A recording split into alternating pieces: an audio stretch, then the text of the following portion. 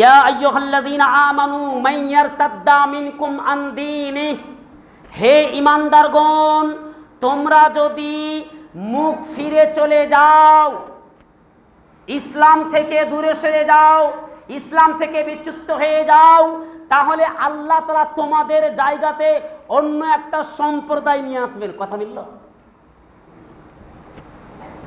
ইয়াতিল্লাহু বিকওমিন, আল্লাহ তাআলা অন্য সম্প্রদায়কে তোমাদের উপরে নিয়ে আসবেন, আর তোমাদের অস্তিত্বকে আল্লাহ তাআলা এক এক করে মিটিয়ে দিবেন। অস্তিত্ব তোমাদের থাকবে না। বেকার তোমাদেরকে বাঁচিয়ে রেখে কোনো লাভ নেই। গুনাহ করছো, তওবা করতে জানো না, তওবা করো না। আর এমনিতে তো আল্লাহকে ডাকছো না, আল্লাহ তোমাদেরকে আর পৃথিবীতে বাঁচিয়ে রাখবে না। কি জন্য তোমাদেরকে রেখেছে? খাওয়া দাওয়া করবে, দিনের বেলাতে 3 টাইমে খাবে, স্ত্রীর কাছে গমন করবে, সকালবেলাতে উঠবে, নামাজ নেই, রোজা নেই, এটাই জীবন?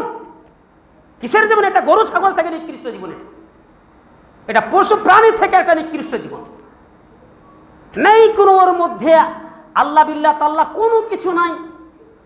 দিনের বেলা কাজ কাম করলো, বাড়ি আসলো, খাওয়া দাওয়া করলো, রাত্রে স্ত্রীর কাছে শুলো, সকালে আবার পেশাব পায়খানা করে আবার কাজে চলে গেল। এটা কোনো জীবন হলো? আরে ভাই, আল্লাহ বিল্লাহ কোথায় করলেন? আল্লাহকে একবারও তো ডাকলেন না। এই আল্লাহ কি শুধু আপনাকে খাওয়া দাওয়া করার জন্য এই দুনিয়াতে নিয়ে এসেছেন? না না না। তাহলে আল্লাহ কি বলছেন? তোমাদের জায়গাতে অন্য একটা সম্প্রদায়কে আল্লাহ তাআলা নিয়ে আসবেন।